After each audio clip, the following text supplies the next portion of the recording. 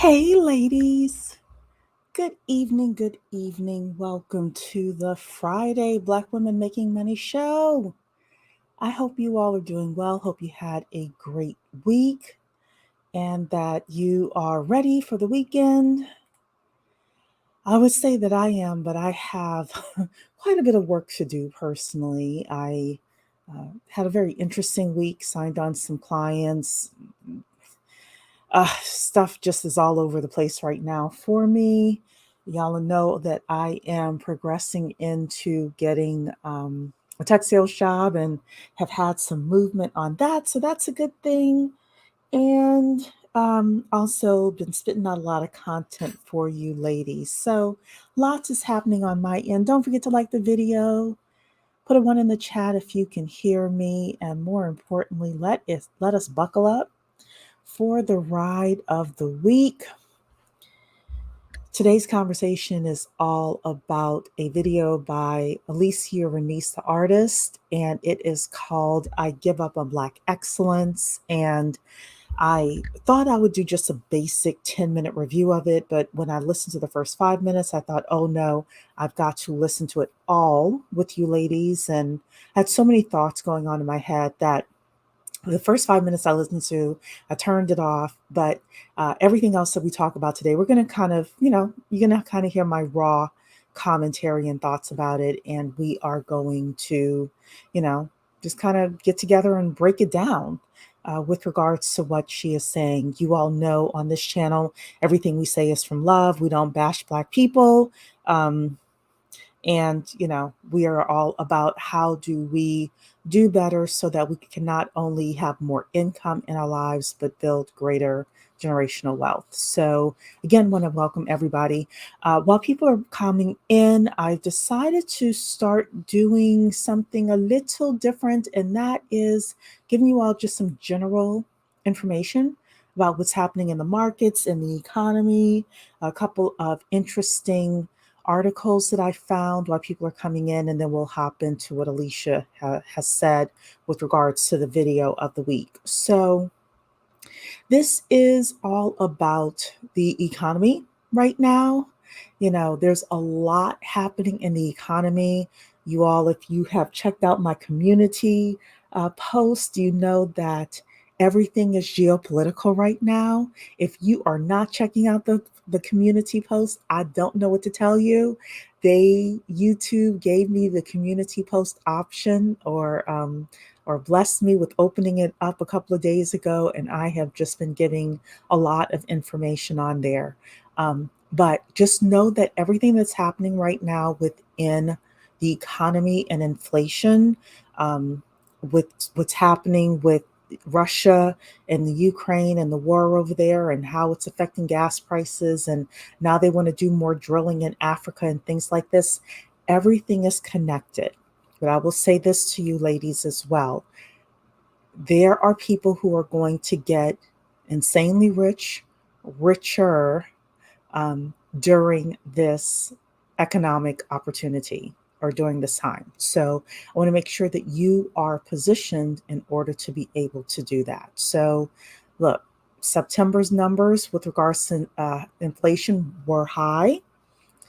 The Fed is expected to continue to increase rates because they are trying to cool down inflation. Some people say that as the Fed increases the interest rates, that there will be issues with employment. However, there are some people who think that it's not going to be. So what I wanted to do was I wanted to show you, Legacy is saying the community tab is lit. Look, I'm trying, girl. I'm trying. I'm trying to make sure you all know what is happening so you can position yourselves. I want to show you something actually that I saw on CNN today that I think would help you as you are, if you are starting to look for a job, or anything like that, people are looking for a job. Check out what this beautiful Black woman says here. She was on CNN earlier today. I'm going to click on the video here so that you ladies can see it.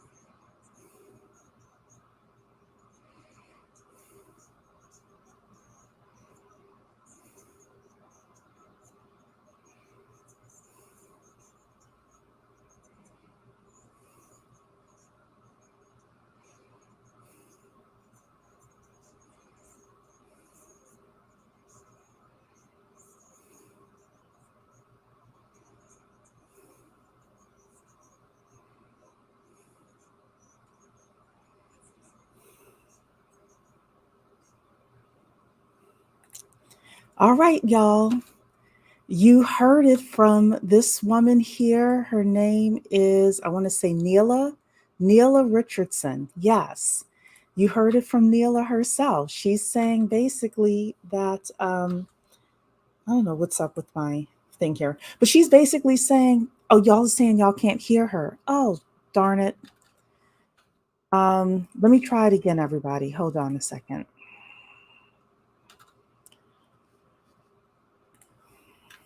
I'm going to try it one other place. I thought I had my whole system set up, but maybe it's acting a little weird. I want y'all to hear this. She's basically saying that people are incorrect with regards to the job market. So, okay, let's see if you could hear it this time. Think about Bank of America's warning this week that we'll begin losing 175,000 jobs a month early next year. Do you agree with this assessment, with this timing? No, there's no indication of that net yet. Like I said, we're still on 3.5%. When we talk to firms, when we survey firms that are ADP clients, what they're telling us is it's still hard to find qualified talent. What's shortening the job gains is not lack of demand, it's lack of worker supply. And that's what's keeping wages elevated. The fact that people are still sitting on the sidelines, not coming back to the labor market. The fact that the labor force participation rate actually dipped down last month instead of trending up back to where it was before the pandemic. So we still have a supply shortage in the labor market. That's what may keep inflation harder to bring down for the Federal Reserve. So my expectation is not to see job losses early next year. Still a bit more tightness in the labor market continues. And that's why I think the Fed has to keep an eye on inflation and keeping an aggressive stance on interest rates, even early next year. Okay, y'all. I think you all heard it that time. Yeah, which made more sense. Look, this is a woman named Nylah. Let me get her name right. Nylah Richardson. So Nylah Richardson is here saying, look, these jobs are still going to be in the marketplace. So if you were thinking of switching jobs, we talked last week, I think, with regards to, some of you are underpaid tens of thousands of dollars a year. I'm not telling you just to quit your job, but if you know you are underpaid severely, don't be afraid to go out there and look, see what's happening in the marketplace. And if you need to make a move, you can still do that. There are going to be companies that are still hiring for all sorts of skills. I got one more thing to show you, and then we're going to get into today's official discussion here. So this is Black Enterprise. Black Enterprise put this article out yesterday saying that there's a study, it's from payscale.com, that shows Black women are still paid the least even as the gender pay gap closes. So what it says here is you would think a rise in corporate America would help close the pay gap for Black women compared to white men. However, it's only gotten wider. A recent study from payscale.com reveals that Black women are paid least in comparison to other groups, even as the gender pay gap is closing. When data are controlled for compensable factors, Black women have the widest gender pay gap. The study says in comparison to the rate of 1.03 for Asian women. So we're at 0.98 cents, they're at 1.03 for Asian women. According to researchers, the pay gap widens for Black women as they advance in their careers. So we would think that as a Black woman goes up the corporate ladder, the pay gap would lessen. It's turning out that the pay gap is widening, ladies, as we're advancing in our careers. And this is saying they are reportedly paid less regardless of having the same level of experience as white men, in addition to other compensable factors, even when performing the same jobs. I do think that some of this is our lack of negotiation And some of this is just the fact that, people are sometimes think we don't have as much to offer. You know, we know that that's a lie. But I say here, statistics from the study shows that 66% of Black women are individual contributors compared to 62% of white women and 59% of white men. That just basically means individual contributors means that you're not a manager, whereas if the other way means you have a managerial role. So, all women of color except for Black women start out with controlled pay equity relative to white men at the individual contributor level. But as they progress up the corporate ladder, the gender pay gap widens. So, ladies, this is just something for you to be aware of. Good evening to everybody. Yes, this is just something for you to be aware of as you are going about your corporate life. We definitely need to lessen the pay gap, because if we don't lessen the pay gap, then it's harder for us to build wealth. So those are the stories of the week. Let us get into the Alecia Renese discussion here, talking about I gave up on Black excellence. I'm going to move some things over here so that you all should be able to hear. And this is going to be a good discussion. And I'm also going to drop the link in the chat in a minute so that if anybody wants to come up and you have something to say, you are able to do that as well. Okay, everybody, let's start listening to her session. Before we get started, I want to make one thing clear. I love Blackness. I love Black people, Black culture, Black music, and I love Black people from all backgrounds, no matter if you have a degree or not, whether you're a janitor or CEO. I love Black people. And that's one of the reasons why I am pushing away this idea of Black excellence. I am no longer interested in being Black excellence, and I'll tell you why. Number one, Black excellence is capitalism under another name. You can try to convince me otherwise, but I'm not going to believe you. If we value money, things, possessions, access, accolades, right, resources over people, if that is what makes a person valuable, you're not going to convince me that Blackness does not align itself with capitalism, that Black excellence does not align itself with capitalism. Okay, so let's first of all, let me throw the StreamYard link in for anybody who wants to come up. But I will say this. I have never aligned Black excellence with capitalism, personally. If you have, or if you've thought about it that way, definitely let me know. I know that other people may have aligned it with, oops, hold on. I know other people, I'm trying to pin the StreamYard. Sorry, everybody. Okay, never mind. Y'all can see the StreamYard there, though. I have heard people say that, yeah, I care about accolades. I care about winning an Oscar, Jada and the Oscar So White, right? I care about these other things, but I don't think the general Black public thinks that Black excellence is related to capitalism. At least for me, I see Black excellence as a movement. It is a way of life. It is, how do we show up in our best, most authentic selves?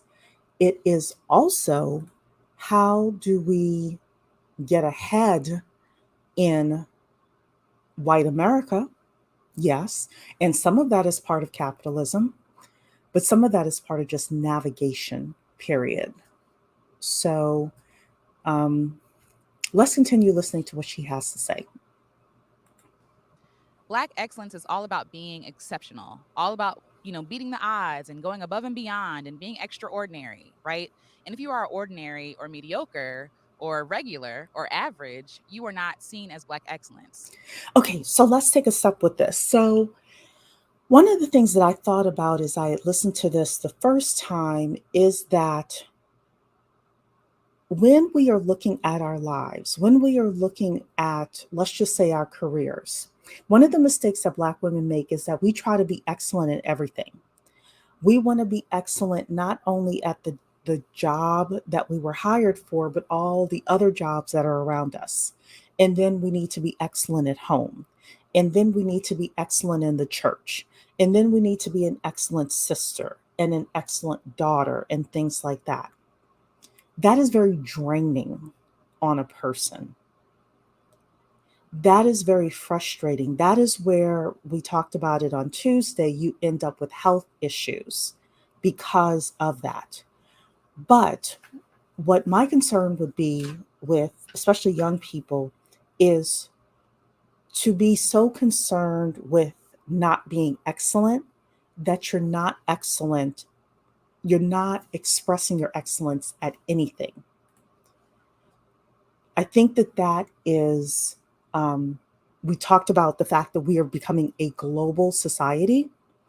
And we, as Black women, who we just showed are at the bottom of the pay scale, we are not only going against Karen across town for jobs now, we have to go against people from all over the globe for these jobs. And we cannot afford to not be excellent at our professions.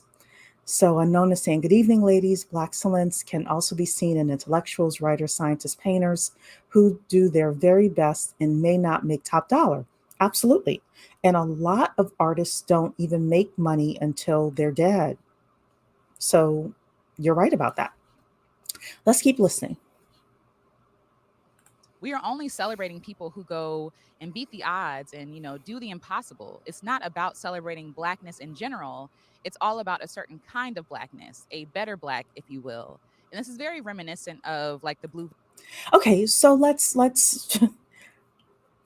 I guess I need to think about this for a second. Do white people not do white people celebrate white mediocrity? Do Asian people celebrate Asian mediocrity? Or do they look at their best of the best? Do they look at their best, I don't know, actors, their best athletes, Tom Brady, Tom Cruise, and celebrate them? Are white people really celebrating Bob, the factory worker? I'm just asking this as a question, and I'd be interested in hearing your responses. Hey, Nicole, thanks. Everybody, don't forget to like the video, subscribe to the channel if you are not already a subscriber, and share. And if you all want to come, I tried to pin the link, but for whatever reason, it wasn't working. So anyway,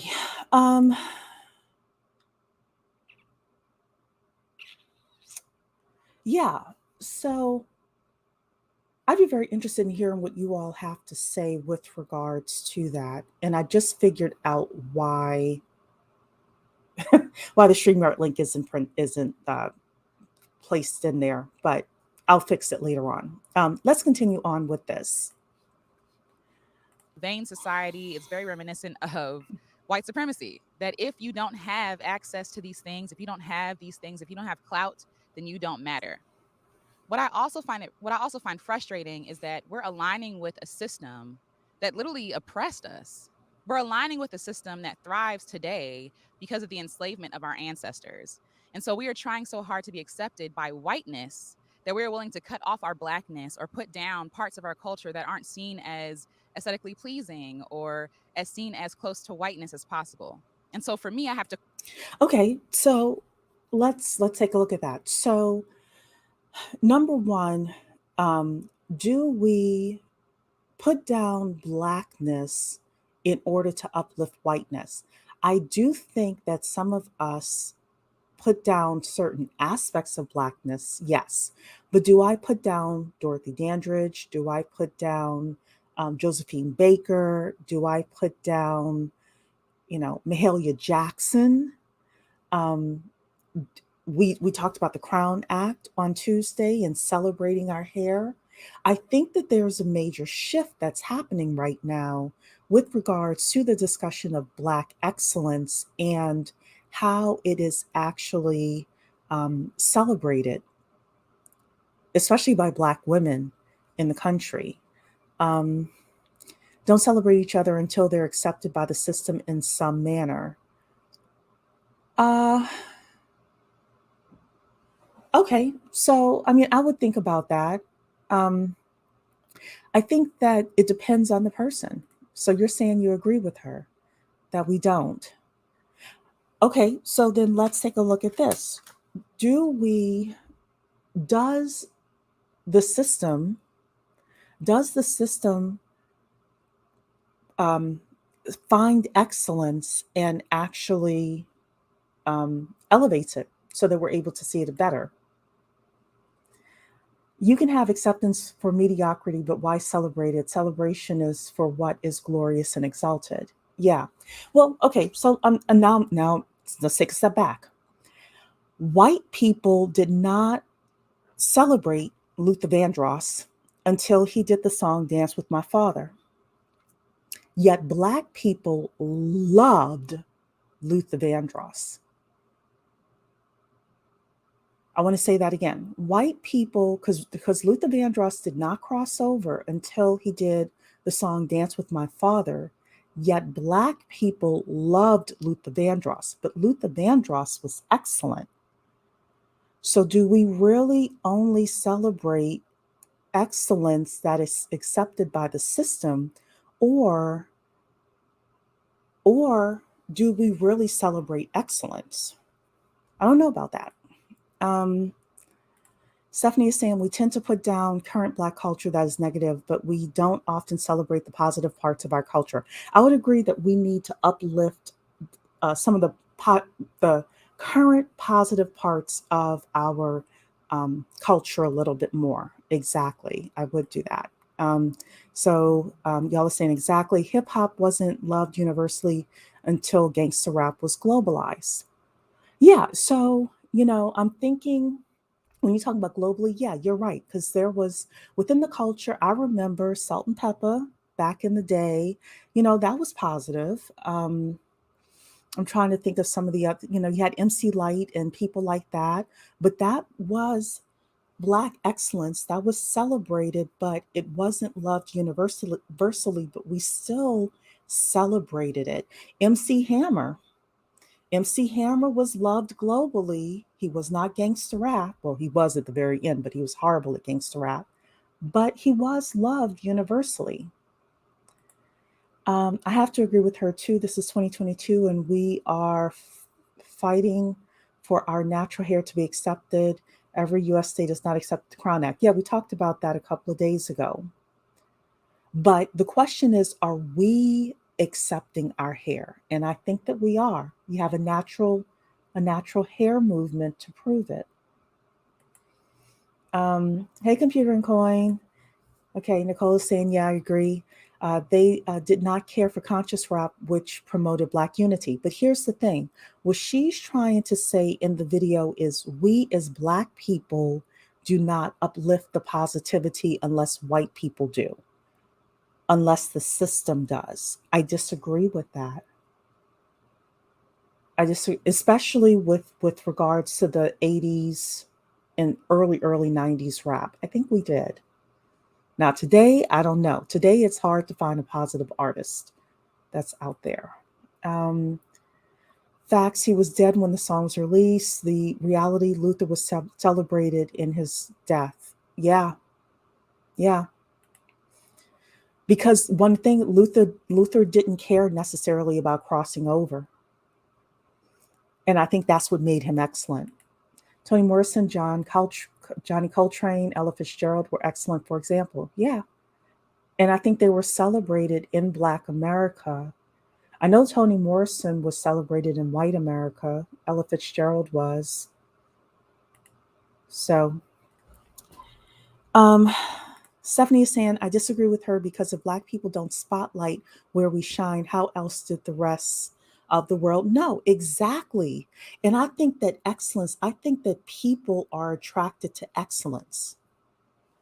So let's take Calendly, for example. Calendly is a tech product that was created. It was created by a Black man. And it's 3 point something billion dollars now in value. Guess what? That product is seen as excellent. It's seen as excellent across the board. So I have to think about that a little bit more. Let's see here. We're going to continue listening to this. To question a system that requires me to be half of myself, or maybe 1/4 of myself, or 1/16 of myself to be seen as valuable, worthy, and loved. So, no, I'm not interested. Another issue that I have with Black excellence is that it requires you to compete with other people, right? It requires you to compete in a competition that really doesn't exist.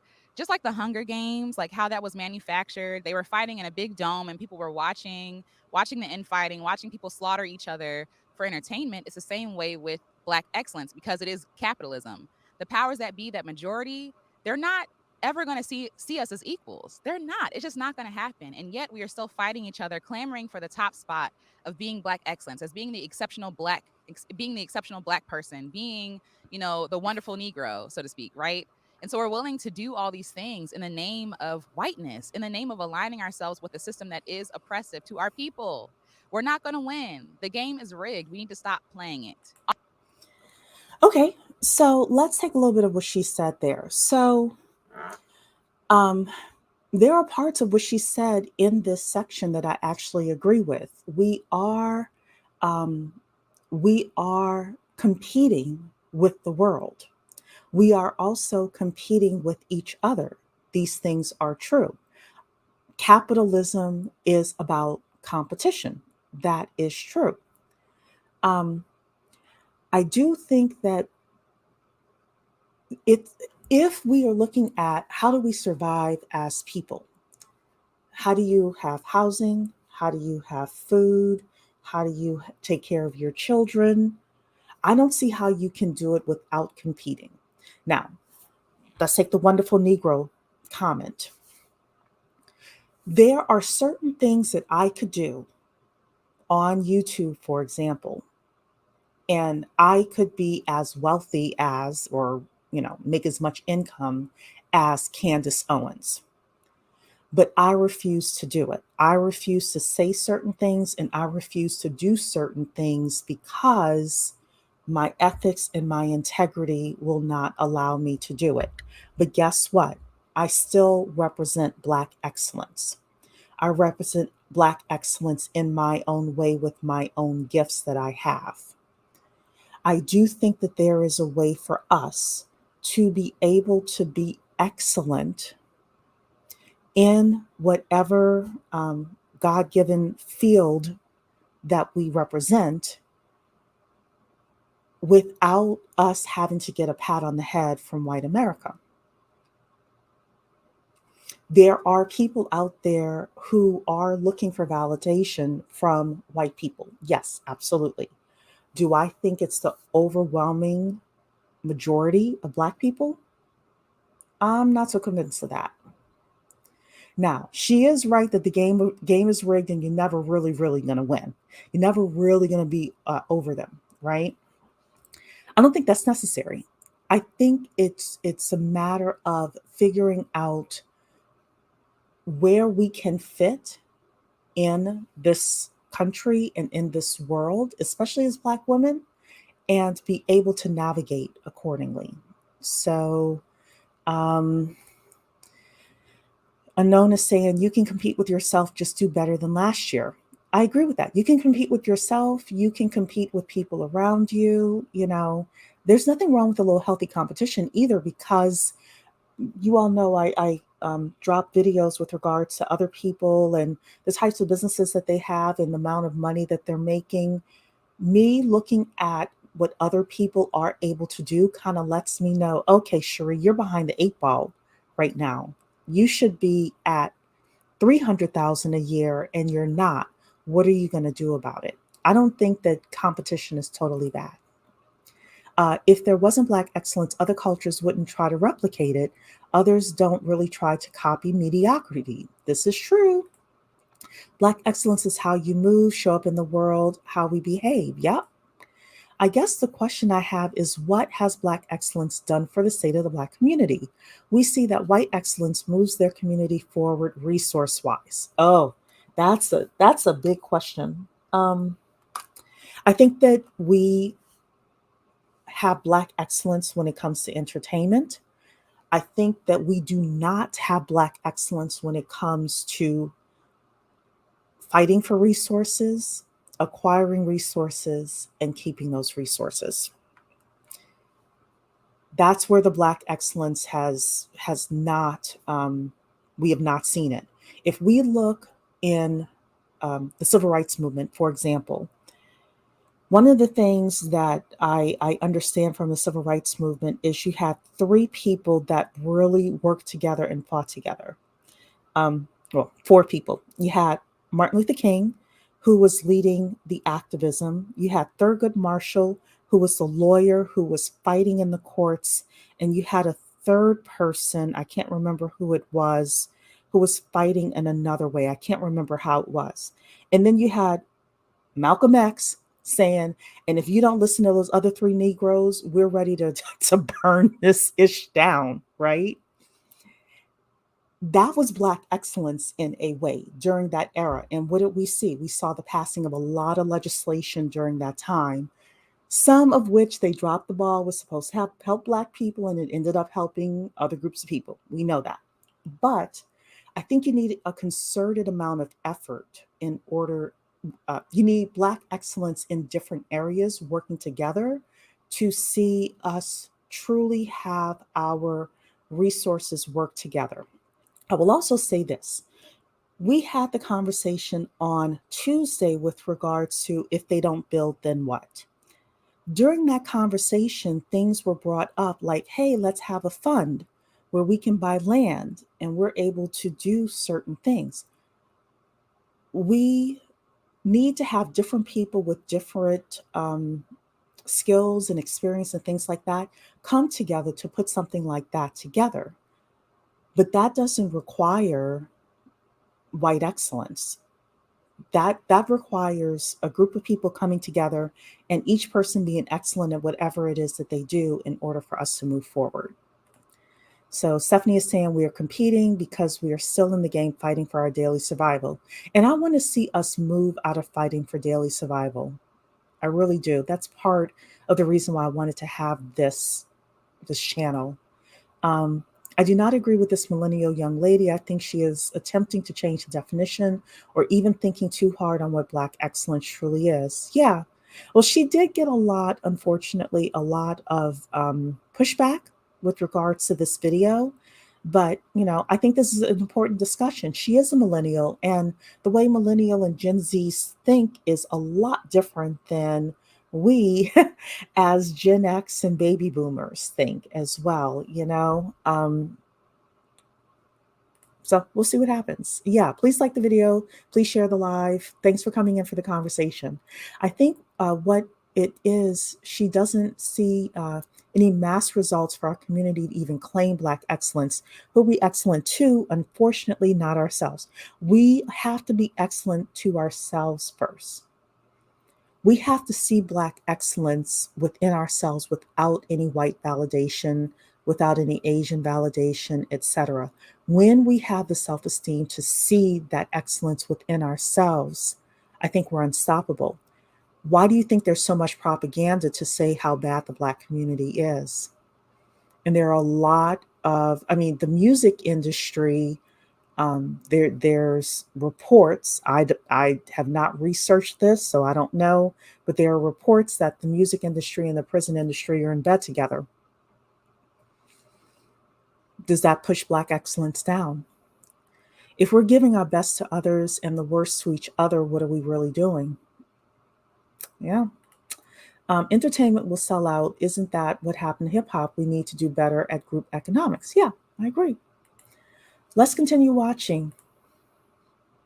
Also, the majority doesn't care. The majority doesn't care. Literally, the founding. Nor should they. Nor should they. That's not their responsibility to care. It's not their responsibility to care. It is their responsibility to respect us.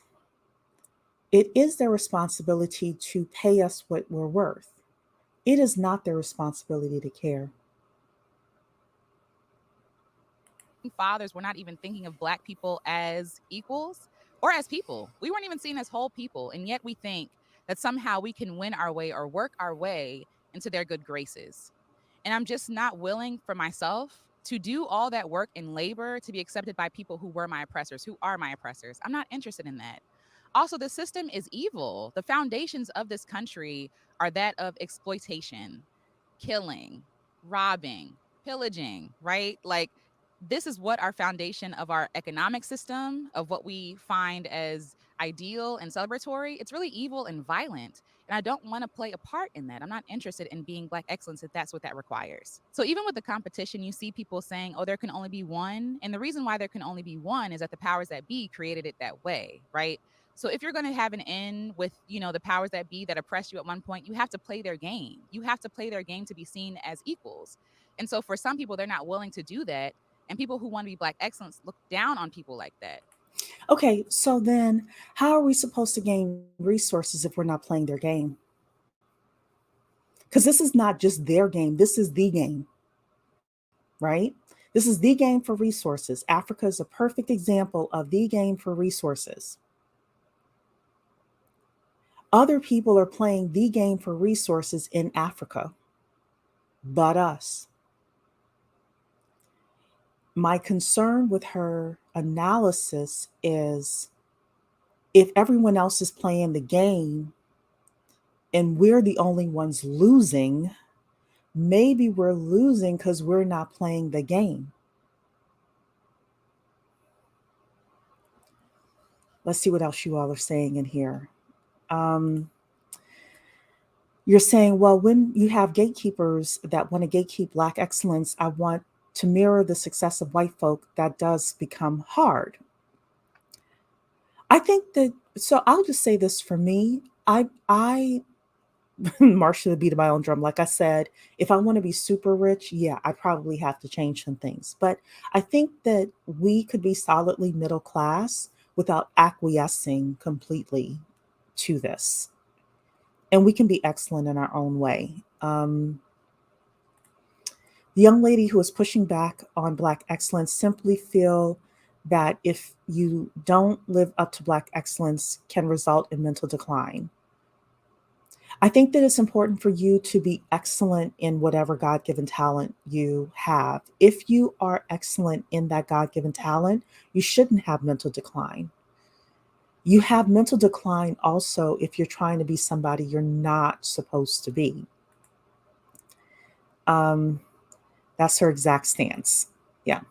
And majority of that Black excellence is placed on Black women. I do agree with that.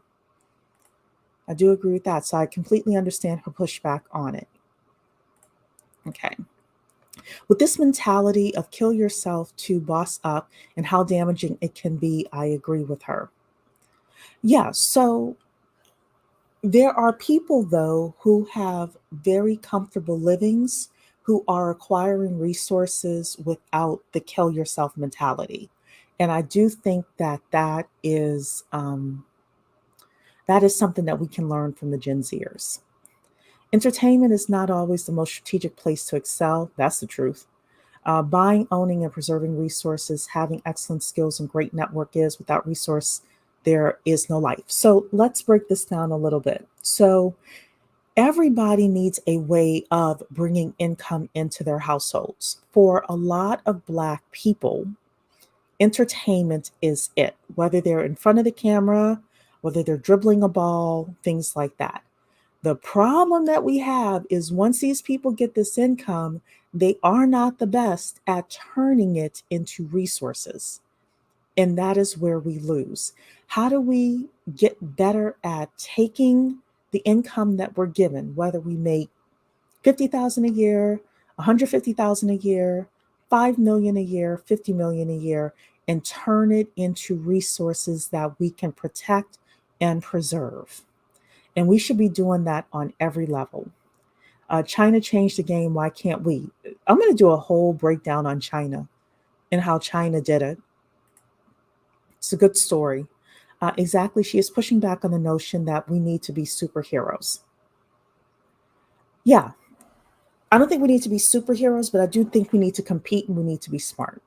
Um, or is it redefining what Black excellence is? I'm seeing this as well. I think there may come a time as to what we see as being successful in our own eyes. Yeah, yeah.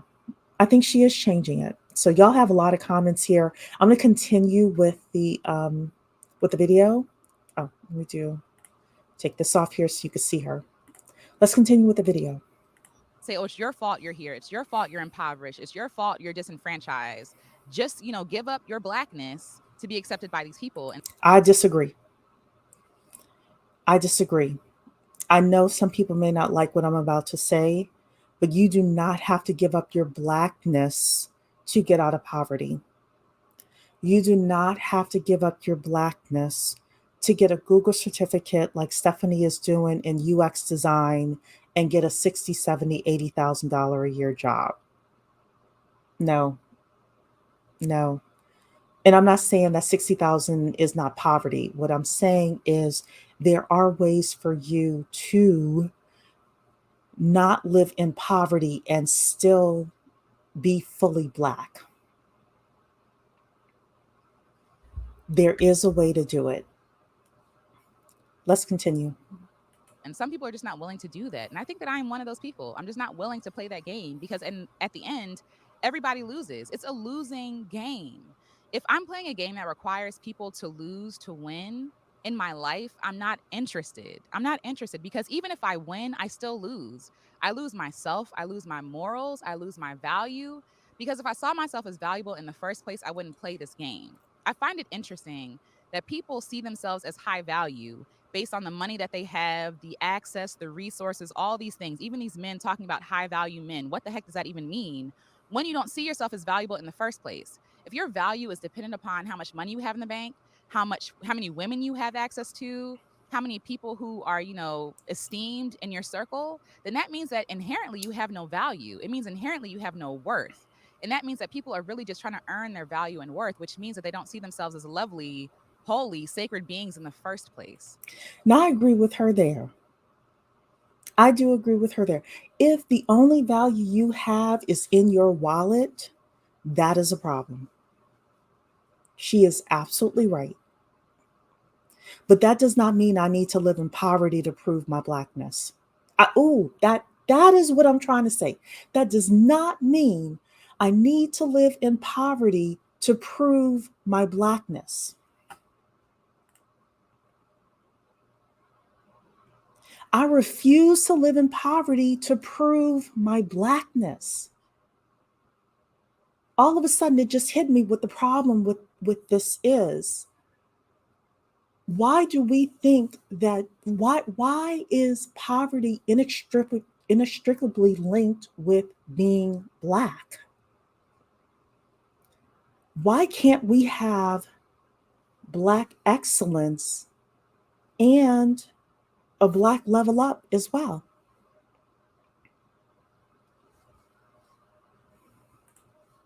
Let's continue to listen to what she's saying. I'm trying to come from a place of seeing myself as holy and sacred now, so that even if I do acquire some things, it's not, my value and worth is not determined on that. I also think that people hold so tightly to Black excellence because here's the thing. How are you going to acquire things if in some sort of way you're not competitive? If you're not competitive in the labor market, if you're not competitive in business, if you're not competitive in life. I understand what she's trying to say. I think that there's a couple of disconnects here. Let's see what you ladies are saying in here. Excellence is about being the best you can be. Yeah. I'm not anti-capitalism, but some of the things that she's talking about as it pertains to capitalism, especially as it pertains to greed and stepping on people's neck to get ahead, she has a point. I agree with that. We don't have to step on people's necks. We should not be stepping on people's necks in order to get ahead. You're right about that. Because she is indoctrinated in Black women being a lower class taught to us by white capitalism. Yeah. Abar, I refuse to live in poverty to prove my Blackness. Yeah. Yeah. I'm crying as I'm thinking about that. I'm crying when I think about that because I see, I know people said she's 32 years old. I remember being that age and going, well, being younger than that and going through that whole, what does it mean for me to be Black and how do I show it? Everybody, don't forget to like the video, please. Like the video. She is young, confused, and thinks she is right because she had a few epiphanies. Yeah. Look, if social media was around when I was 19, God help me. I think she's burned out inventing. Why can't she do that? Oh, I don't think she is unable to do it. I would worry about other people who are watching her because this video had 71,000 views. My concern is what other people, what other, especially younger people, is she speaking with this message that took what I took from it, that poverty equates to Blackness. And if you're not Black and you're not keeping it real, then if you're Black and you're keeping it real, then you can't move up. You can't move up. I'm concerned about that. 71,000 views. This was a viral video for her. But she didn't imply you must live in poverty to express Blackness. She is stating that striving for optimal excellence can be detrimental, that some people seeking generational wealth are suffering. Okay, yeah. So look, I agree that, or I said earlier that everyone has a God-given talent, and it is important for us to express that talent. And through the expression of that talent and that Black excellence, we are economically rewarded.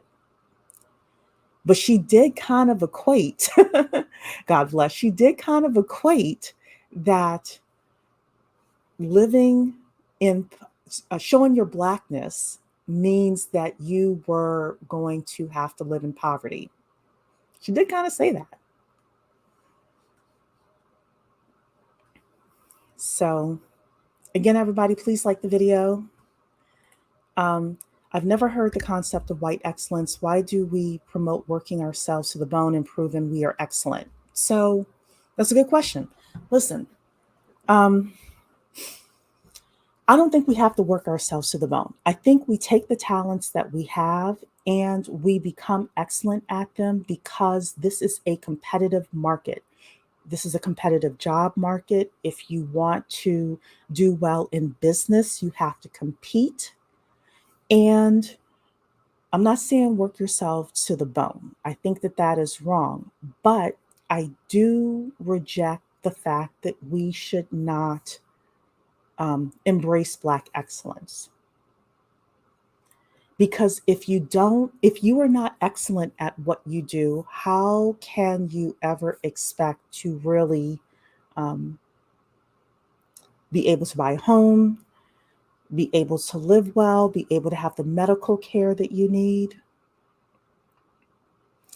I'm concerned that what this is doing is it's going to cause people to not show excellence, and because of that, be stuck in where they are in life. That's my concern.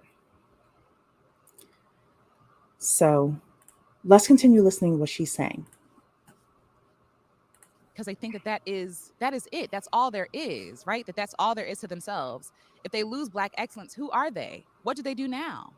What do they pursue? Like when they go to parties, what do they say now? Like, oh yeah, I'm chilling. I'm on a sabbatical. Like, what does that mean?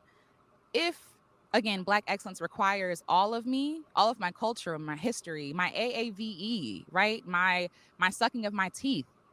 If Black excellence requires me to put down all of that for the sake of success, I am not interested. Another thing I wrote down, we are infighting about who is closest to whiteness. The measurements aren't our own. You're trying to be closer to your oppressor and the system is broken. Like, just think about this. We're fighting each other to be closer to our oppressor, to be accepted by our oppressor. How crazy that doesn't that sound crazy? That sounds absurd to me. That sounds absurd. I can spend that energy doing something else productive, something else that benefits my people, something else that benefits me. Because if I keep playing into a system that says that my Blackness is not enough, I'm going to start believing it. And then I'm going to start oppressing other people. Even look at our own culture, our own society, even within the Black community specifically.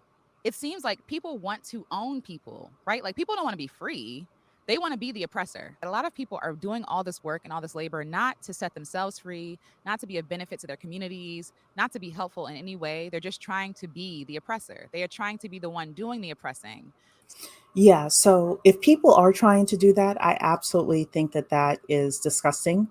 Um, I know that, there are some people I'm seeing on YouTube who talk like that. I don't know these people in real life.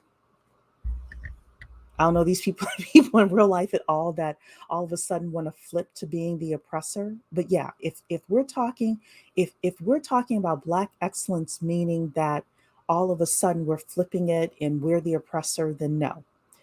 But again, that was not how I was raised with regards to Black excellence. Mastery of skills is different. Yeah, I think for me, again, when I was raised, late 70s, early 80s, I graduated from college in the mid 90s. It was this mastery of skills and being able to show those skills in a job market, at a cocktail party, being able to navigate these things, which enabled me to be able to be where I am today. And I don't know if I consider that the system of white supremacy or if I just consider that, the way to survive in the country, right? Yeah, I didn't want to say this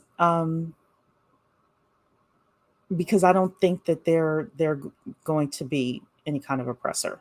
So, all right, let's continue listening to her. So instead of clamoring to the top to change the system, to gut the system and start over and benefit other people, they're fighting so hard to become the one on top. No longer do they want to be the one on the bottom. They want to be on the one on top doing the oppressing.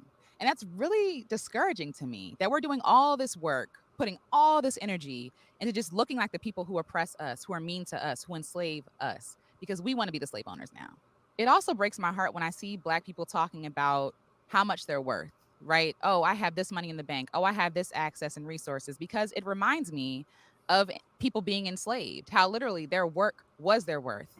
How much work they did, how much energy they put into making other people money literally determined their worth. And they're using that same measurement, that same grading scale to judge themselves and see themselves as worthy. And Well, ladies, let's be honest. A lot of men run around talking about how much they're worth. A lot of women run around talking about, I's married, I's got a husband. All sorts of people are trying to one up each other with regards to what they have, why they're better than you, things like that. It's not Black excellence at the end of the day.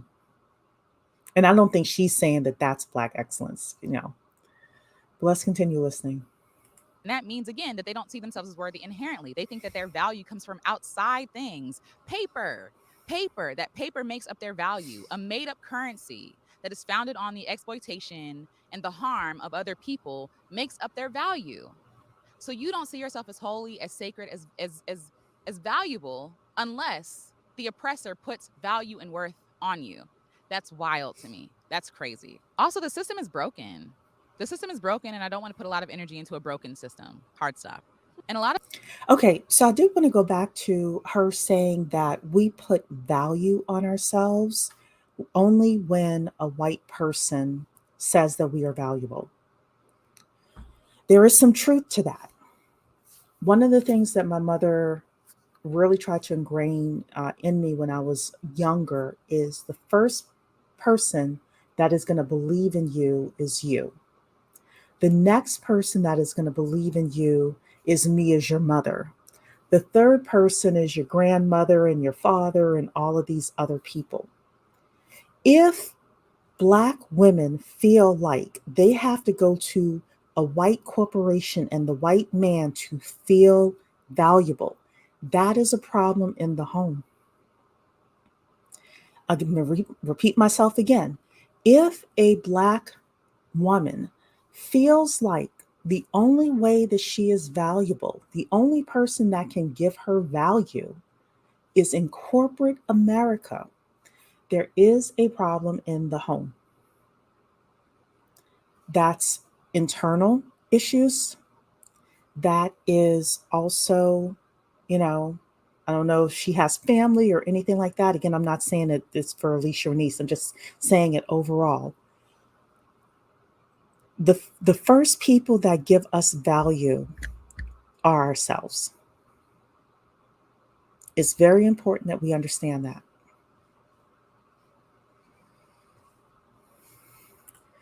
Yep, using their Black accents to one up other Black folks, it happens every day. Yeah. I'm hearing from her about Black excellence equals status, this idea of reaching a certain status and the stress that can go along with it. Yeah. So I will say that so how do we define Black excellence? And she is defining it from how she's seeing it in the world. And all I'm saying is that that's not the only definition of Black excellence.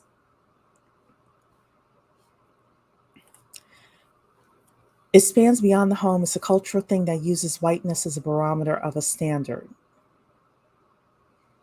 And I do think then if that's the case, then we need to change it. Because the initial value you're supposed to have is within yourself. And and imagine if a white person says, well, you're not valuable. Does that mean I'm not valuable? Then I'm agreeing with her. The answer is no. The answer is no to that. But whiteness is the standard across the board. Unfortunately, in society we live in, that's usually the measurement that everyone else is using. Yeah. Other cultures and people try to one-up each other. Have you ever heard men doing it with the size of their boats and other material items? I have, definitely have. Oh, the boats, the fish that they catch in the boats, how big their houses are, things like that. Yeah. So let's continue. A lot of us think that exceptionalism will save us, and it won't. It goes back to respectability politics. There was this long conversation on the internet, people talking about, should people wear bonnets outside? One, who cares? It's not your. I care. I have to admit, I care. We can talk about the bonnets outside at another time, but let's keep going. Hair, mind your business, right?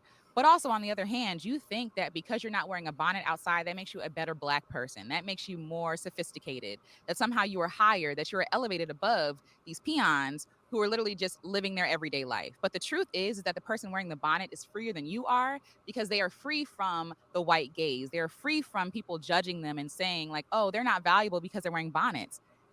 See how silly that sounds? They're not valuable because they're wearing bonnets. They're not valuable because they're wearing bonnets. That's crazy. And if our value is dependent upon what clothes we wear, how we appear to people that, we're out in the grocery store minding our business, but yet we're still trying to impress people at the grocery store. Let me ask you a question, everybody in the chat. Let's ask a question in chat for the ladies. Let's say you have a white person in the grocery store and they're super thin, their teeth are rotting, they have holes in their jeans and in their shirts. Do you judge them? Put a 1 in the chat if you judge them. Put a 2 in the chat if you don't. 1 in the chat if you would judge that person. 2 in the chat if you would not. Because from what I'm hearing from her, she's coming from the perspective that only Black people are judged by wearing bonnets outside. Only Black people are judged by what we wear. Yeah, you would think he's on drugs. You would judge, right? Would you let that person in your house? You know? Yeah. So I'm going to have to disagree with her on this. Everybody is judged. Everybody is judged. This is not reserved just for Black people. And yes, people are going to judge a Black woman walking, you know, in Target with a bonnet on. Yes, that happens. People judge.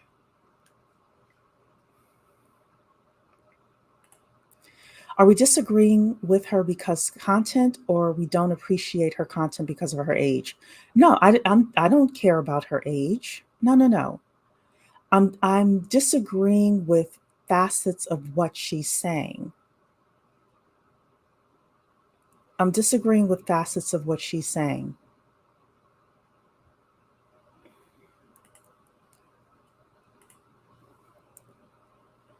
White people are not seen as monolithic, Black women are.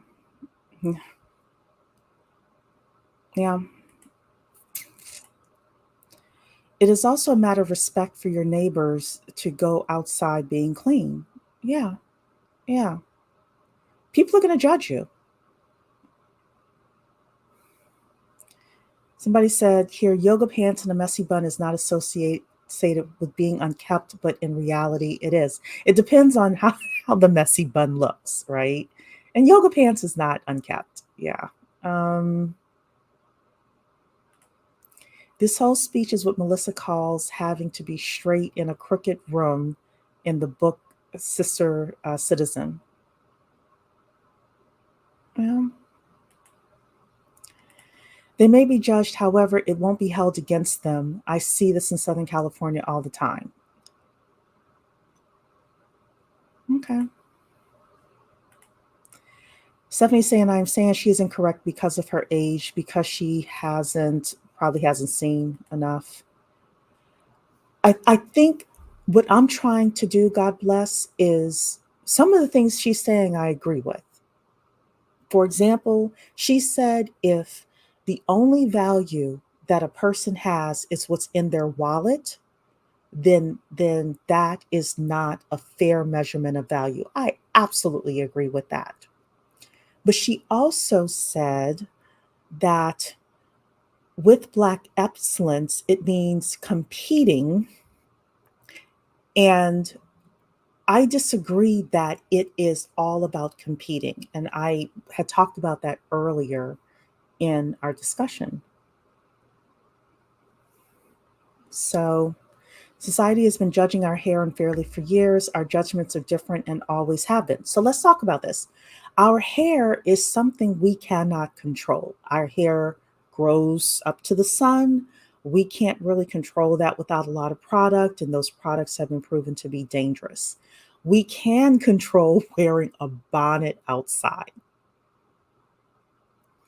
We can control that, you know. We can control, she mentioned sucking her teeth, right? We can control those things. Um, Yeah, okay, so we're always held to a higher standard. Again, I grew up at a time where my mother said, "Yes, we are held to a higher standard and you better achieve it." But my mother also never made me feel like I was never validated unless a white person validated me. And I just want to be super clear about that. Let's keep talking. Who sounds like they're in bondage, you or the person wearing a bonnet? Really think about that question. And also ask yourself, why do you care? Why do we feel like that if a Black person does something that we would not do, that somehow you're bringing down an entire race? How was that possible? that means that we have to already be at the bottom anyway. We're trying to escape something that somebody put us. Like we're trying to escape a place that somebody put us in, right? So even these measurements that we're using to judge each other are not even from our own judgments. They are somebody else's opinion about what is acceptable Blackness and what is not. There are people even criticizing people for wearing afros, for wearing their hair as it grows out of their head, as if that is not professional, as if that is not feminine. I agree with her there. That's why we have the Crown Act. That's why one of the things I said on Tuesday is we need to fight for the Crown Act in all 50 states. I agree with her with that. As if the hair growing out of your hair is somehow flawed or not enough. That you have to have your hair straightened before you come out the house because then you'll be seen as enough. Does that sound like a system you want to play in? It don't sound like a system I want to play in at all. Another reason why I don't want any parts of Black excellence is because we're all fighting to see who can be the most exhausted. Think about this. We're fighting to see who worked the hardest, who worked the longest, who did the most, who did the most exploiting. There's a bee over here, so I'm trying to watch it. Who did the most exploiting? Like, who went above and beyond their requirements to be celebrated, right? And I don't want to play the game of exhaustion. I'm going to lose. I'm going to lose because my body's not going to be able to sustain it. But also, I'm going to lose because I don't want to play. I'm not interested in being exhausted. I want to be free. I want to be happy. And I want to put energy into creating a system in which people don't have to die exhausted to be celebrated or die exceptional to be loved or valued or seen as enough. Okay, so let's talk about this. So I agree with her that Black women have been taught to push so much that we end up exhausted. But I will say a couple of things with regards to this. The first is that, in my opinion, there's nothing more exhausting than poverty. In my opinion, there's nothing more exhausting than poverty. Okay. The other thing is that I believe that there's a way for us to redefine Black excellence so that it is not connected with exhaustion. Does Black excellence mean that we have to be gazillionaires? No. But can Black excellence in my life mean that I have a portfolio of assets that are bringing in $10,000 a month? My house is paid off. I've got cash in the bank and I'm chilling? Yes, absolutely. So I'd like to redefine a little bit of, and I agree with her again that we should not be working ourselves to exhaustion. We need to work smarter, not harder. But working smarter requires Black excellence. Working smarter, can you be Black mediocrity and live a life where you have some sort of financial cushion and not, you know, and actually be able to make it? I don't know. I don't know. Hey, Black Widow, welcome. You don't have to be exhausted if you stop putting whites' approval and concern in your primary focus. I would agree with that. I would agree with that. We can level each other up without pile driving all types of requirements. Poverty and capitalism is different. When is enough enough? Everyone's standards are different. Poverty and capitalism are different. So I guess for me, you would need to, in order to escape poverty, you would need to participate in capitalism, or you move to a communist country. But as we see from Cuba, they're living in communism and there's a lot of poverty in Cuba. So I don't know. I'd think about that a little bit more. She sure couldn't survive all the lives our foremothers and grandmothers lived if she is so tired. It doesn't look like she's living off the grid to me. It looks like there are townhouses around her. So Yeah, it's a tent behind her. I'm not saying she's homeless. She probably isn't.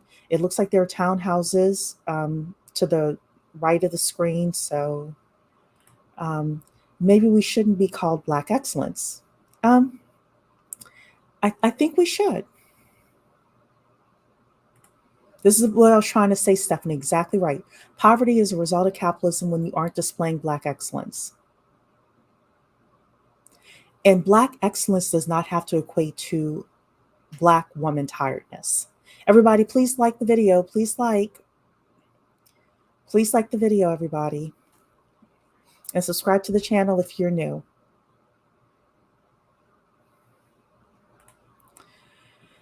Hello, Level Up Single Mom. You're saying here, it sounds like you're speaking of a work ethic, opting out of Black excellence. The aesthetic isn't opting out of having a reasonable work ethic that serves you and not the machine.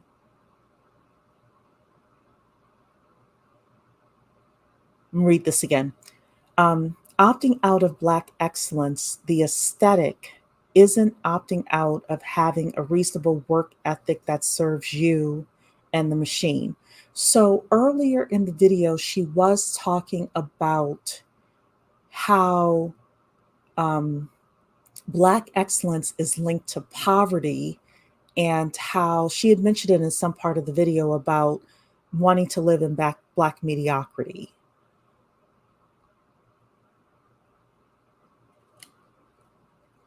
So I don't know, for me, and these could be semantics here. I just question that. People like what you're saying though, Level Up Single Mom. Yeah. Let's see what else she's saying here. And I also think we really have to address the fact that for Black folks, it's harder for us, right? To operate in a system that was not created for us to be seen as valuable and worthy. So on one hand, I understand, I get it. But I think liberation really comes from us not wanting to play the game in the first place. Because at the end of the day, we don't win that game. What do we gain in exchange for all that work and effort? Exhaustion, illness, right? Like loss of connection with people, loss of community, all to support and sustain a system that was built off of the backs of our ancestors who were enslaved. Just think about that. And in this competition, everybody loses. You lose a part of yourself, you lose your connections with people, right? And so who wins is the people up top, the people who benefit. It's a game that's already rigged from the beginning. If I can convince you to work hard in efforts to assume my position, even though I'm not going to give up my position or show you how to get here or share my wealth, right? Then I win. I win. I get your labor, I get your time, I get your efforts. Meanwhile, you lose your community, your family, your funds, your resources, everything. And then you feel prideful for maybe like 5 minutes, but then you look around and you have nothing to show for it, except money, except paper, maybe, possibly, but maybe not. You take. So again, I think that there's a way for us to be able to be excellent in our own way without um, going against our own values, and still be able to live a good life while having community. I think that that's possible. It takes so much work to acquire Black excellence and so little to lose it all. It is such a fragile and elusive thing. And our idea of what Black excellence is ever changing. Think about it. 100 years ago, Black excellence might have been you owning and operating a business or going to college. Now it's like, oh, do you have a master's degree? Do you have a PhD? You had $100,000. Now, do you have $1 million? It's always changing. It's always changing. And I did a video a while ago called Black Excellence is a Scam, because it is, because it's scamming you out of your time, your energy, your efforts in exchange for something that is promised, but half the people never get. More than half never acquire. They're chasing all these things, putting all their efforts and energy. And meanwhile, the system is benefiting off of your exhaustion, off of your labor, off of your time. Another reason why. So then the question within the channel is, how do we change that? How do we work smarter and not harder? How do we actually, first of all, Black women are never going to overtake white women with regards to their position in society. Black women are never going to overtake white men with regards to their position in society. I know that's what I'm not aiming for. I think if any of you are aiming for that, good luck. You know? But that's not going to happen, right? But who says that we have to lose with where we can be in society? Who says that we can't have land? We can't be able to have urban farming. We can't have a safe place for our children to grow up. We can't have excellent schools. I think we can. Yeah, I think that there's a way for us to work smarter. And I think if I were having a conversation with her, I would ask some of these questions and say, instead of saying, Black excellence is a scam, I give up on Black excellence. You know, for me to express Black excellence is only shown as money. And, you know, we have to define this based on what kind of money we have versus other people have. My question is, how do we redefine Black? And she may get to this at the end of the video. I don't know. How do we redefine Black excellence for Black women? She loves the Black community. You know, I'm not against Black men. How do we define Black excellence within Black people, even if we're going to go there?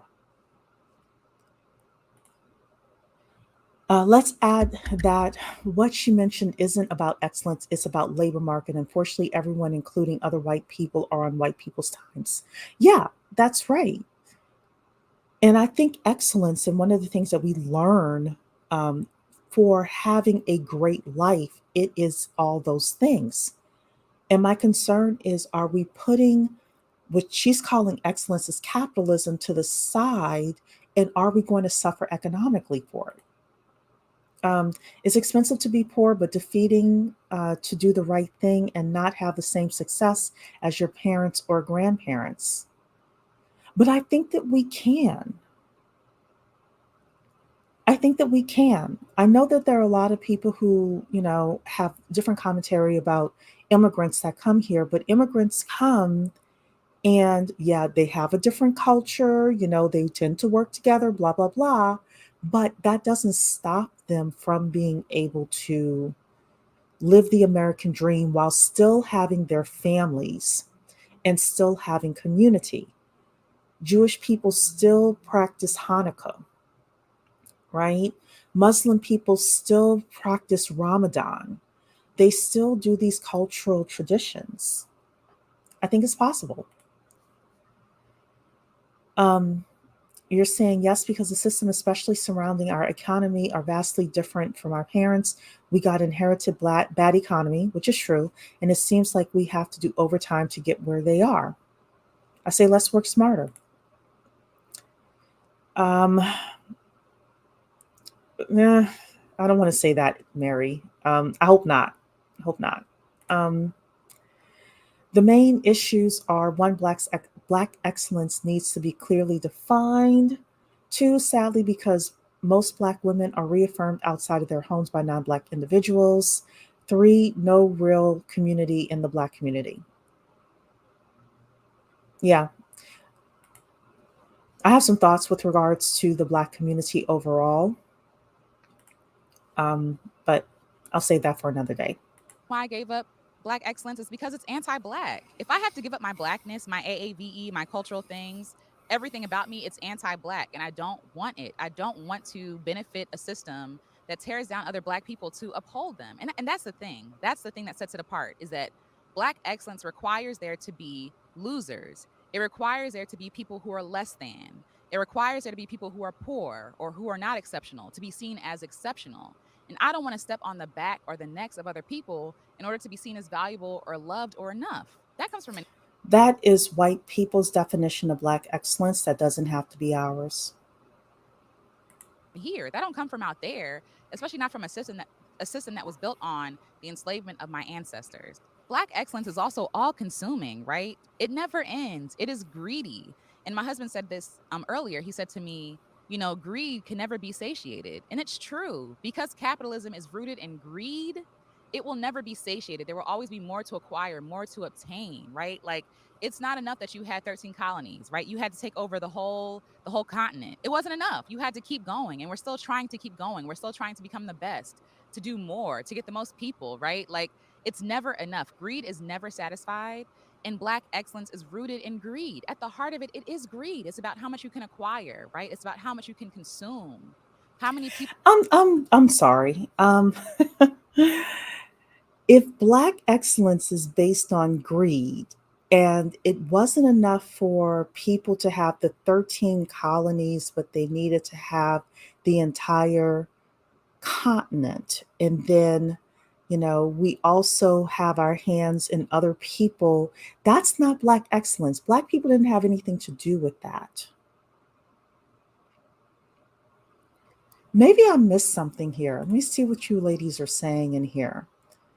Because those two things are not connecting for me. If anything, we're not practicing excellence, because if we were, Africa would not be moving from the hands of the Europeans to the hands of the Chinese right now. If we were practicing Black excellence, maybe I'm wrong. If we were practicing Black excellence right now, we would be fighting for more wealth and more resources and voting in our best interests instead of just voting for the Democrats.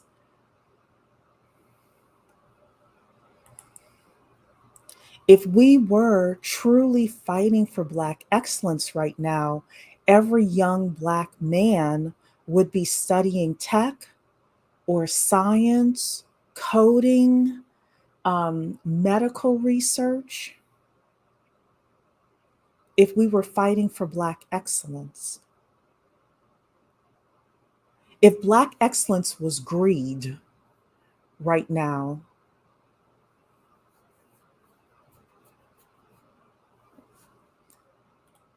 maybe our definitions are misaligned. What is your definition of Black excellence? Well,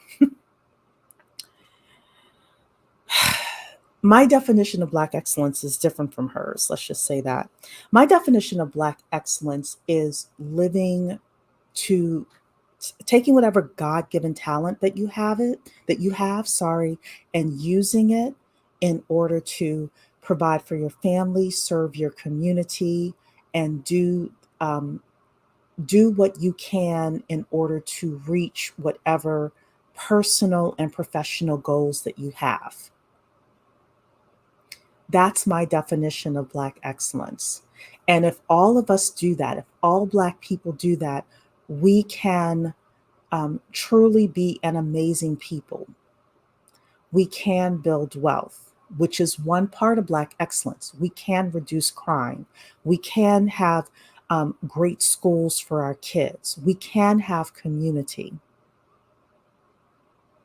That's Black excellence for me. Because the way they told us the American dream was fit for their economy, it doesn't work with our economy. We have to do more and do things completely different to get where our parents were. Actually, we want to exceed our parents. That's what they wanted for us. Black excellence is a requirement for us. Mediocrity with rewards is a gift for the majority, not a minority, especially Black women. Yeah. Everybody, don't forget to like the live stream as well. Black women have given way too much to these corporate jobs. It takes away from our families and causes mental health issues. We can't control, much less we control our economics. I agree with that. So we have to be in a position where we have revenue generating assets that allow us to stay home with our children. Or we get married to men who are able to allow us to stay home with our families. Or we do, even if you work from home, if you work a full-time job from home, you still have time away from your children. So, yeah. I agree on doing business on an international level, definitely in Africa. I have investments there. Group economics is power, education is power, and unity. Yeah. Yeah, so you're saying my close friend just quit her job due to several mental breakdowns. Yeah, it's really tough. It's really tough. One of the things that I would ask is, was she in a good work environment? Because I think that there are some out there. And the second is, was she doing her God given talent as well? So let's continue with this. I didn't realize how long this is going to take to get through a 20-minute video. Um, let's continue with this a little bit more. People you can hire. That's what Black excellence is all about. It's not about the upliftment of Blackness in general. It's not about the people. It's about individualism. And individualism is a very Western ideal. It's a very Western thing to think, oh, what can I get out of it instead of what can my people altogether get out of it? How can I be a benefit to my people and my community? You're not a benefit if you're the only one benefiting. And again, if I have to dehumanize folks and see people as less than to be seen as valuable, loved, wonderful, I don't want to play in that game. Like, that's a losing game. I don't want to play a game where there has to be losers. Because this isn't a game, this is life. This is people's livelihood. This is people's worth and value. This is people's souls we're talking about. We're not playing Monopoly. Like, this is real life. We're not playing Uno. This is real life. There doesn't have to be losers for there to be winners. Everybody can win, but nobody wants to do the real work of figuring out how. There are people who have figured out how, but they don't want to listen to them because they're more interested in obtaining this ideal because they want to win. The winners don't want to give up anything. So they're not going to help you. They're not going to benefit you and tell you how you can win too. No. I disagree with this as well. I think it depends on who you are surrounding yourself with. I've had plenty of people closed door tell me all sorts of things that I should do. And I'll admit, I didn't listen to quite a few of them. And there are two people I could think of off the top of my head that told me how to win. I did not listen to them, and I regret it to this day. I think you have to be around people who naturally share that information. Oh, I'm going to keep dangling that carrot in front of your face and making you work for it for the rest of your life. And one thing that I've always hated about Black excellence is that it determines who is unworthy of love, protection, safety, who's unworthy of being seen as human, right? Again, it dehumanizes people. And we do this all the time. Oh, she ain't nothing. I have 5 degrees. You ain't even got one. It's like, okay, what about these papers make you better than the other person? Or, oh, this person's wearing a bonnet outside. You ain't got no class. Look at me. I'm dressed to the nines to go to the mall, to go to Target. Like, it's always requiring us to compare ourselves to other people that we see as less than. Yeah, I don't think that that's Black excellence at all. And anybody who shames other people, that's not Black excellence, at least not in my book. If we are always using other people as a marker of success, if we're always using other people as a launching board into success, then I think that's evil. It's disappointing. There's a better word for that though. It's not just disappointing. It's gross. It's disgusting. If I have to put someone else down to see myself as big, that means I'm not big in the first place, sweetie. That means that I'm not. I agree with her, but that's not Black excellence. That's not Black excellence.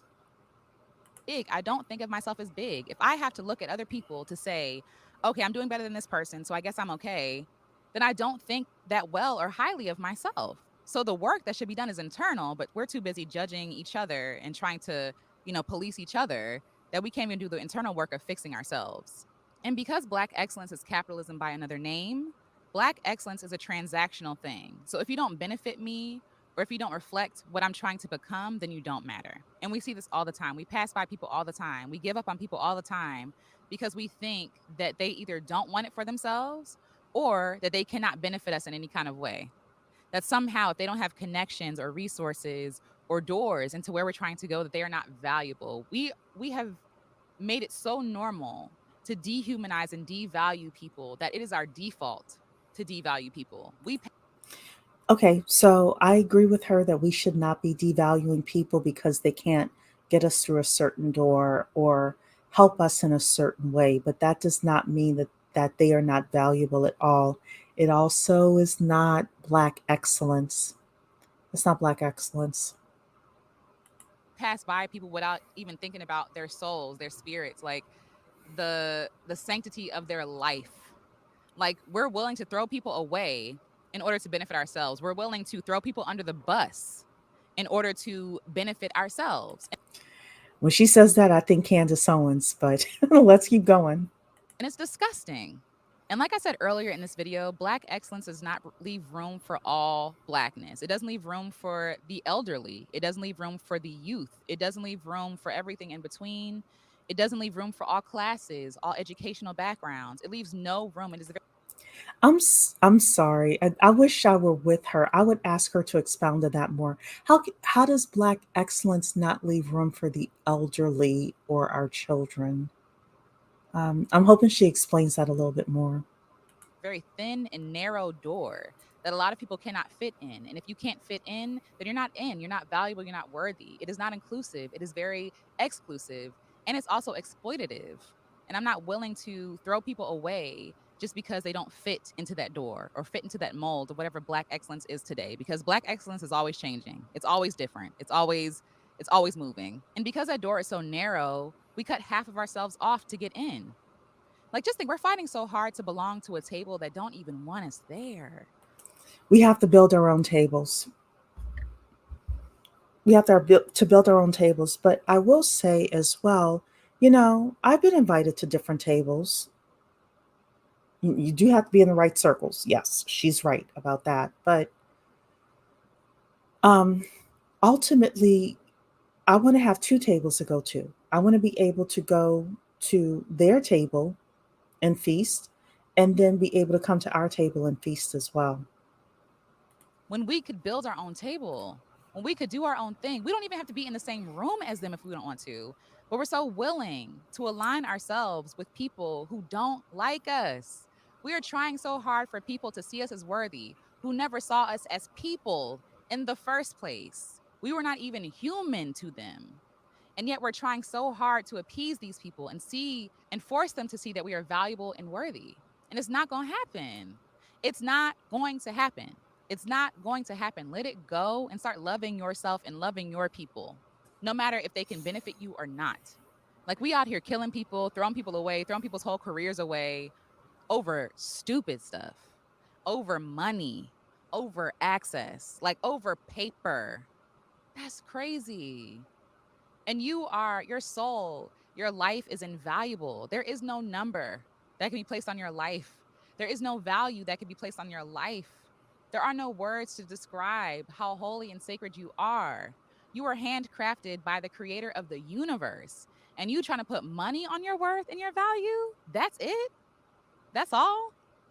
I can agree with her with regards to that. I don't think that's Black excellence, though, but let's keep going. Almost done. And this money didn't even exist 500 years ago. So we judging ourselves based on a currency that didn't even exist. Like, it's wild, it's crazy. And the value of that dollar is always going up and down, right? Right now I feel like it's going down. So if you want to attach yourself to something that is literally depreciating in value, go off. Go ahead, because it's silly, it's stupid. Like, and you will lose in the end. You will lose. You will go down with this ship. The ship is sinking. You will go down with it if you tie yourself to it. And one more thing I want to say is that Black excellence is not rooted in Blackness at all. It is not rooted in Blackness at all. It is rooted in the exploitation of your people. It is rooted in systems that seek to exhaust you. It is rooted in systems that seek to destroy you. It is rooted in a system that literally made this country what it is off of your enslaved ancestors. And for me to align myself with a system that enslaved my people, took my people from their land, enslaved them, gave them nothing afterwards, right? Continue to oppress them today is absurd. It's crazy.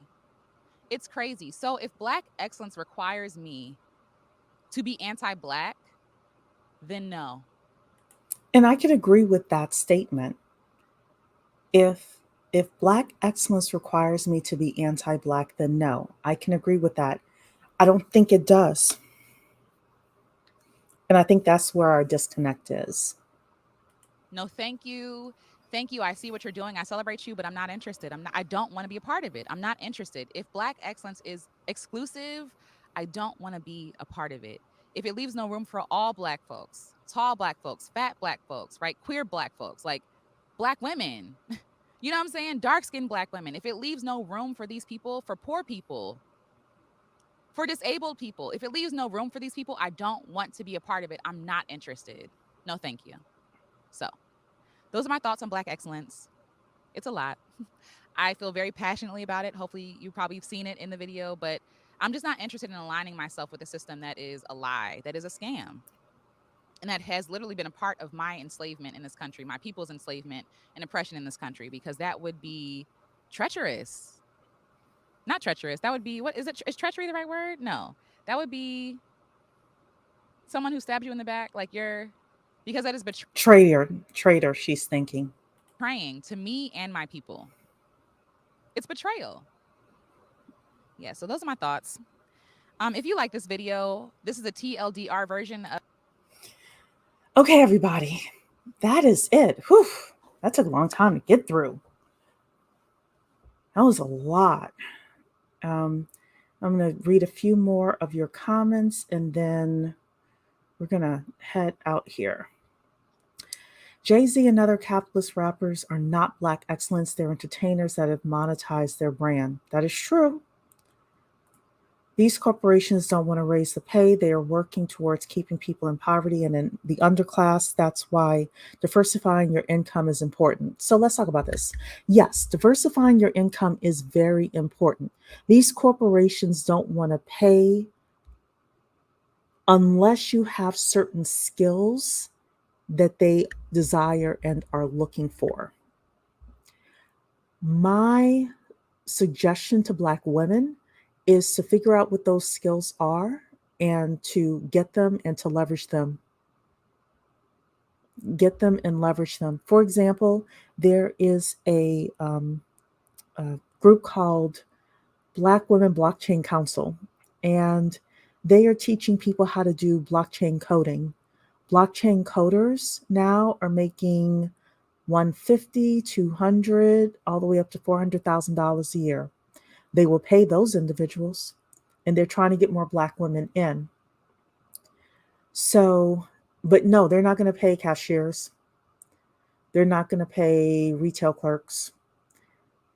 They're not going to pay, unfortunately, teachers, which I think they should, So I think that's about us working smarter and not harder, which is what Alecia was talking about.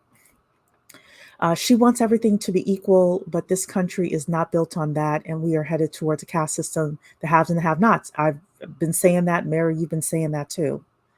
Absolutely. And I would guess that she owns that house. It looks like there are townhouses behind her. That is a part of capitalism as well. If somebody gave her a mortgage, her and her husband. So, Equifax just fired people for working 2 or 3 jobs. The company used a productivity tracking tool. A lot of these people are.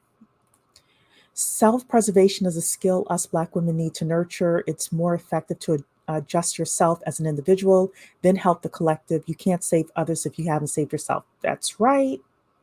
That is right. Let's see what else you girls are saying in here. Maybe you both can have a live conversation about this to clarify. Alecia might be open to it. Maybe, yeah. I might reach out to her. So I'm not surprised. I don't understand how some of us don't see the game. Black excellence is not always changing. Excellence has one definition.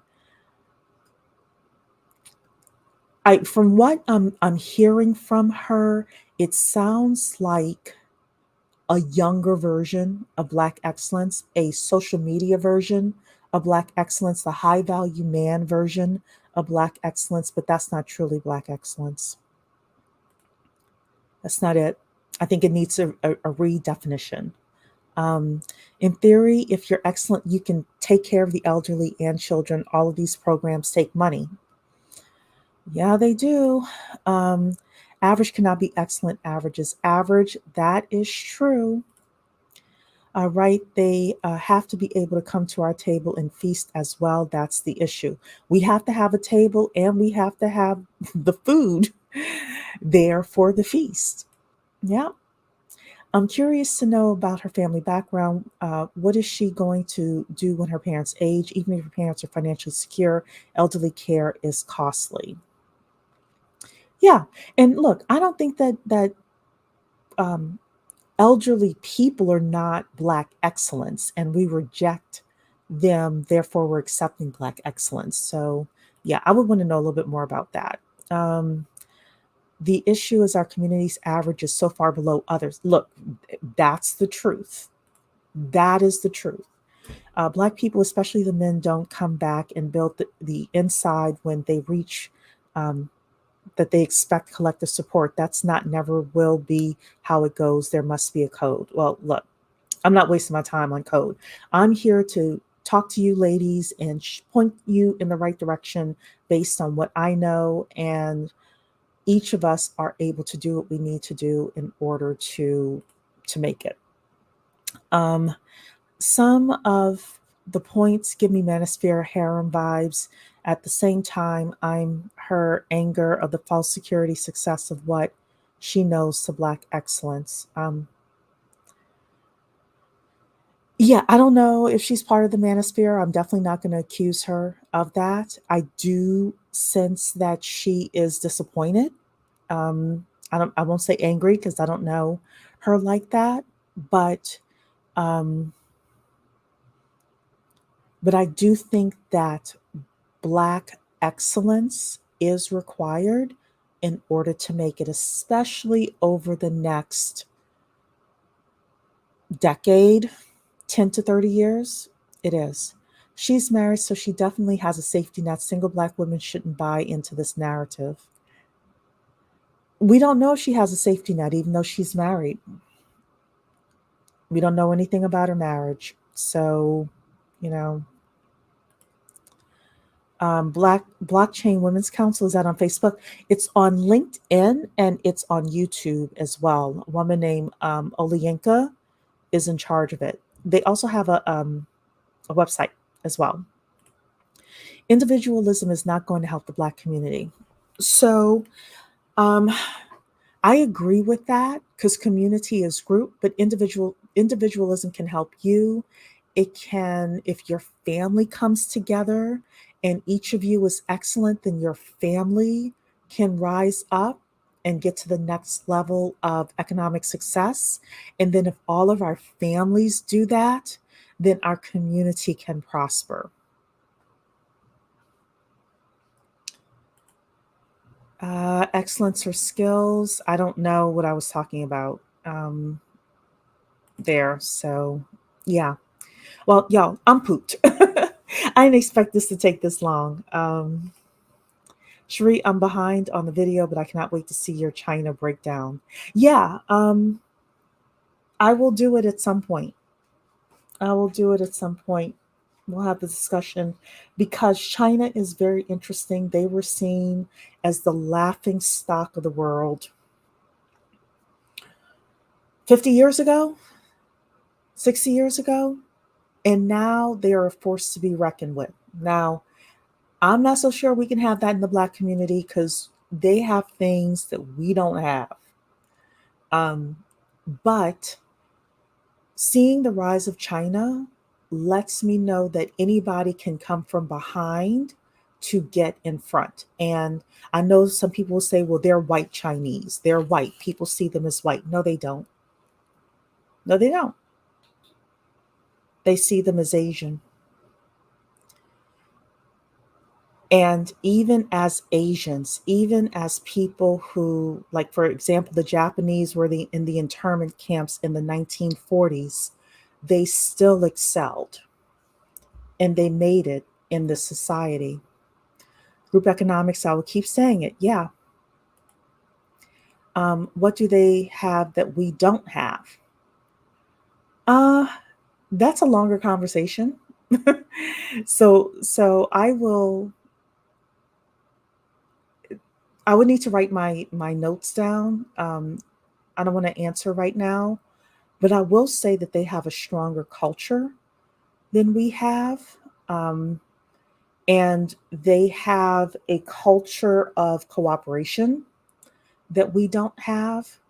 They had a vision, they had a plan, and they executed. And they also had some things that backfired on them as well. So I don't want people to think that, oh, they're the Chinese, they're oh so lucky, they did everything right. No, they actually did a couple of major things wrong, and they're struggling through it now. So I'm going to have a conversation with you ladies about that sometime. China realized America is for sale. Yet they buying it up. Yes, global or we forever will be a permanent underclass. Yeah. The first thing I'm trying to do is make sure my family is not a permanent underclass. That's the first thing that I suggest all of you ladies do. Make sure that you, your family, your children are not a permanent underclass. Nope. And even if Chinese were seen as white, how would you explain the Indians? We can do it. Yeah, we can. I think Black women are poised especially to do it. I think there are white men out there who want to help us if we accepted their help. I had a white man call me today, practically offer me a job. He said, let's get together, have lunch, let's kind of hash it out.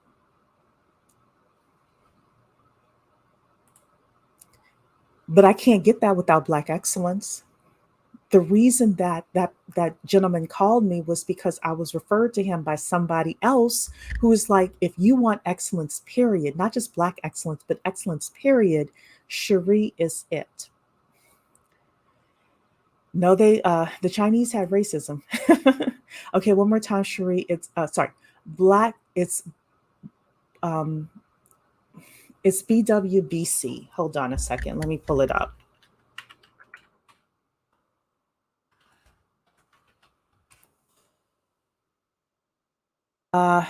It is. I'm going to show my screen here for you so you can see it. Oops. Remove. Give me a sec. And that way you're able to write it down. This is it here. Black Women Blockchain Council. So it's bwbc.io. And it's this blockchain academy that you want to go to.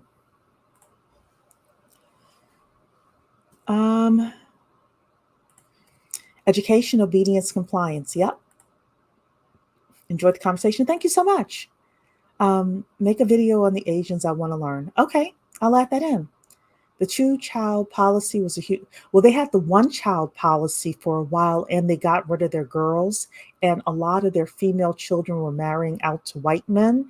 They have a major issue. Plus they have a lot of the young boys these days that are called laying flat boys, where are men, young men, they're socially awkward and things like that. So there's a lot happening in China that needs to be rectified, but they're still winning. That's Black women excellence. Yep. I agree, Cherie. White men have been begging me to take their money, funding jobs, education, etc. They want us everywhere, especially in tech and healthcare. Yes. Yes. We need to take it. They also study others and practice duplication. Yep. Low-key, high-key, white men are our biggest allies. They know we are about business and that's what they care about, returns on their investments. Here's the thing. If we take their money and we invest in land, nothing is stopping us from investing in land, property, tax liens, buying businesses, filling out our certifications in order to become minority business owners, minority business certifications, going for government contracts. Nothing is stopping us from doing these things. We could turn this thing around in, I know it sounds crazy to say 20 years, but that's how long it would take. We could turn this thing around in 20 years. I appreciate your patience in sharing these opportunities. Yeah, you're welcome. I have so much to share with you all. Like, I have so many things coming in the pipeline. I just can't get them out fast enough. Want to say thank you for all that you've been doing. I learned a lot from you. Oh, you're welcome. All right, y'all, I'm pooped. It's late on a Friday, so your girl is about to go home. I want to build wealth with other Black women and invest in real estate, like create a little cohort. So we're going to have a real estate show in about a week and a half, 2 weeks. Check the calendar. I put the date out, get your notification. Definitely come in for that. Yeah, we got quite a few shows coming up. Yeah, it's going to take 20 years as a collective. You as an individual can turn your financial situation, get cash flowing assets enough to retire in 5 to 10 years. In 5 to 10 years. And we're going to have, I think I already did a video on it. Actually, I know I already did a video on it. Let me see. I don't know if you ladies have seen my video on that, but let me see if I'm able to find it in my. It's like something like retire in 10, financially free in 10, something like that. Yeah, here it is. I'm going to show it to you here so that way you're able to see it. If there's anything you watch, I would suggest you watch this one here. This is the late start, early retirement, Black women become financially free. It's only 30 minutes as well. Watch that. Watch it sometime this weekend. You could be financially free in 5 to 10 years. Thanks, Mary. Good evening. I like that deadline. It's definitely doable if we're consistent. Yeah. So, late start, early retirement, Black women become financially free. And yeah, you can do it in 5 to 10. Okay? All right, everybody. That is it for me. Thank you so much for sharing your Friday with me. And I will see you all on Sunday for the next show. Bye. Don't forget to like the video. Oh, you're saying we can't see the title. It's saying late start, actually, let me try to put the link in here for everybody.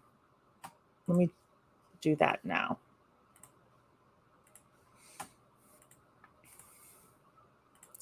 Give me a sec.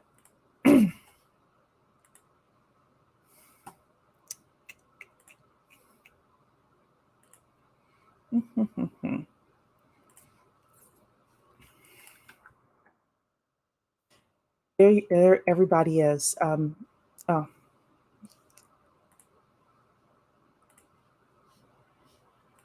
Oh, I'm having some technical difficulty tonight. There we go. Everybody's able to grab the link and save it.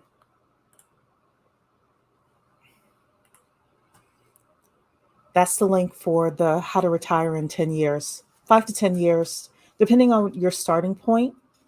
If you're making good money now, you could potentially do it in 5. If you